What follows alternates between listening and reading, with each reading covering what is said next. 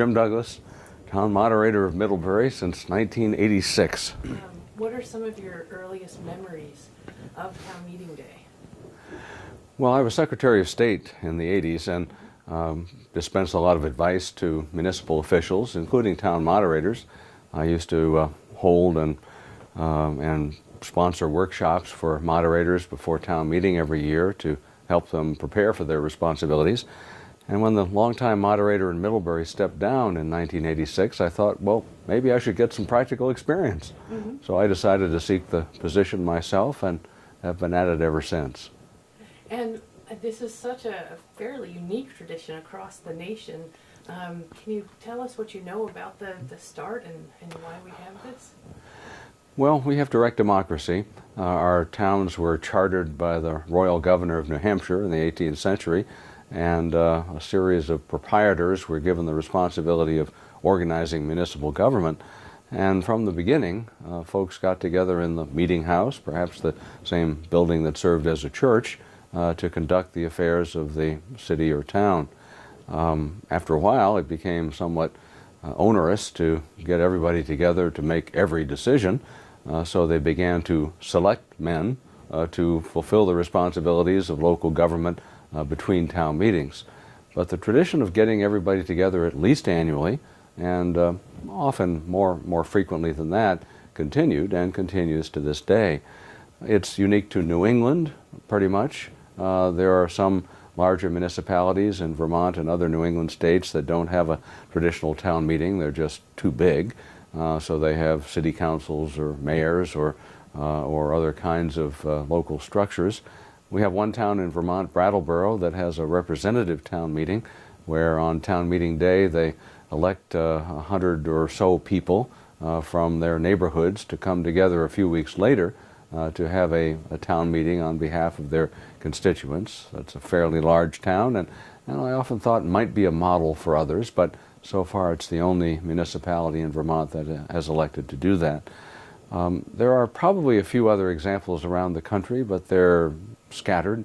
A number of years ago, I traveled to Oklahoma to talk with people there about our town meeting system, and they adopted it for very small municipalities where they felt it wasn't practical to set up polls all day long to elect folks when the total population of the town was a few dozen.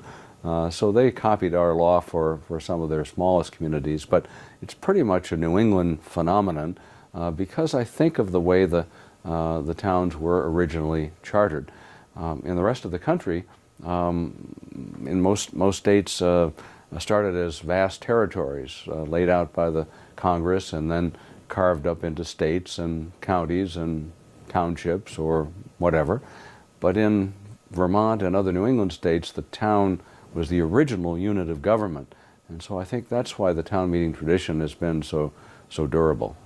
And do you think that town meeting has influenced the character of Vermont politics beyond just the towns themselves? Well, I suppose the size of our state is a key factor. We're the second smallest state in population, of course, and candidates for even governor or other state officers, certainly legislative positions, get around a lot. They have to interact with their constituents. The people expect that. They assume that they'll meet candidates at various events, at the school play or the landfill or the grocery store or wherever. And I think whether we had town meeting or not, that probably would be a key influencer on the nature of our politics. It's a lot more retail here than other places. And I often found that when I traveled around and met Vermonters, they understood that I didn't have horns, as perhaps some of my adversaries suggested in advertisements and media. So I think it's a real advantage to get around and see so many people. But town meeting is part of that intimacy, that retail style of government and politics, and I think helps preserve that relationship between elected officials and the people. So back to your work as a town moderator, when you're immersed in that direct democracy, what do you see as the most important priorities of the moderator in that meeting? Well, interestingly, the moderator is an elected official in each community, but is one of the few who is not required to take an oath of office. And the reason for that, I often explain, is because he or she has no power. The moderator is a traffic cop. The meeting belongs to the people. Somebody has to preside and make sure that their business is tended to and that the process is orderly, but the moderator has no authority on his or her own except in terms of procedure. So I believe that the role of the moderator is like an umpire in a baseball game. He or she shouldn't be the center of attention.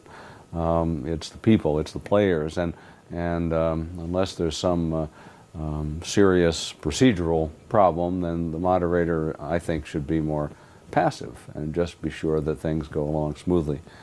To be honest, there are some around the state who are more prominent in the conduct of meetings, but I've always felt that I should pull back and let the people speak. And when you're, I'm guessing, one of the few in the audience that really knows Robert's rules intimately, is there ever like a translation period, or when the meeting starts to have energy of its own and you need to kind of step in? Is there any kind of resistance to those reminders? Generally not. We haven't gotten into a lot of procedural minutiae in Middlebury, where there are substitutions to the secondary amendment, and while there's a pending motion to table the main article, I mean, things like that. In Middlebury, people are pretty respectful and amenable to moving the business of the town along.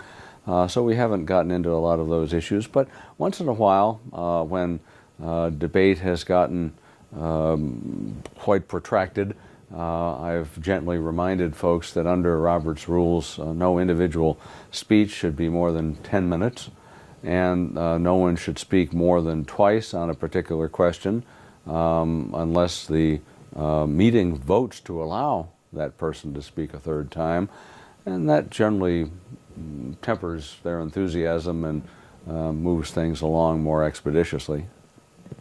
And have you seen trends over the years of which types of articles have the most enthusiastic discussions?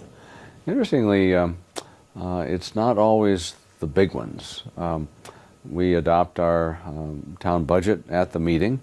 There are some communities now that do it by Australian ballot all day long on Tuesday, but we adopt the budget at town meeting, and sometimes I would think after the meeting, we passed a very substantial budget, millions of dollars, with relatively little debate, but then the people went on and on about whether we should tear down the municipal building and build a new one, which ultimately we did, whether we should install stoplights at the corner of Main Street and Merchants Row, which hasn't happened yet.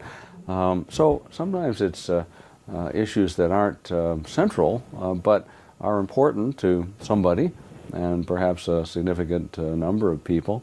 We had a lot of discussion in recent years about whether we should support a town economic development office, which we did for several years, but then the townspeople decided that perhaps it wasn't showing that the investment was worthwhile, so we don't have one now. We rely on the Addison County Economic Development Corporation and state development people to help us out. So it's sometimes issues like that rather than a multi-million-dollar budget that takes up the most time. So you're getting ready to pass the gavel on. Literally. Yeah. And what do you hope, what will you look back most fondly on from your years as moderator? Well, I think the civility of the people of this community and the process. It's been an honor to be a part of the town meeting tradition, to play a key role in that annual event and occasionally a special meeting as well, and to reflect on how important it is to the state of Vermont and to our political tradition to have that direct democracy at the local level. A couple of times in the 80s, I invited my fellow secretaries of state from around the country to come and visit a town meeting, to attend several of them. And for a while, a handful would come every year. And some of them were interviewed by local media and asked, well, what did you think? How did you like this town meeting system? And they all said it was wonderful, but I'm not sure I believed them, because I think the whole notion of giving the people this power, this direct authority to make decisions for themselves is not perhaps comforting to people from a different tradition. But I think it's important to us, and I certainly hope that it's something that continues for a long time to come. And what do you think it will take to keep town meeting day relevant as our culture changes? Well, the nature of town meeting has changed through the years. We have more use of the Australian ballot. Some bemoan that, but my view is that it's a different way of making decisions. There are pros and cons to a traditional town meeting vote versus the Australian ballot. People are quite mobile, they're traveling, they may not be available on the day of town meeting or the evening, and so having an Australian ballot with absentee voting might make sense in certain communities.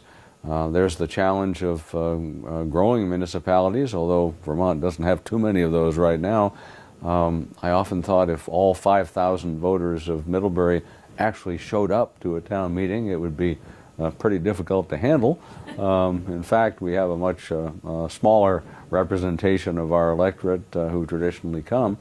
And you can decide whether this is good or bad, but the fact that they're carried on local community access television has, I think, eroded participation to some degree, because people who might not be inclined to speak or be active participants can now remain in the comfort of their homes and watch the meeting on television, and that's fine, but it gives them a reason not to come to the meeting itself.